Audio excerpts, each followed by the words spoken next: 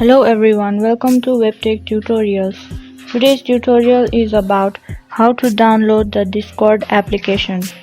Before moving on, if you have not subscribed to our channel, hit the subscribe button to WebTech Tutorials for our helpful web tutorials and videos. Moving on today's topic, we will show you how to download the Discord app. Discord is the application where you can talk, video chat and hang out with friends and communities. You can create a home for your friends and communities and have fun over text, voice and video. Discord has an organized voice channels and text channels and available on all Android devices.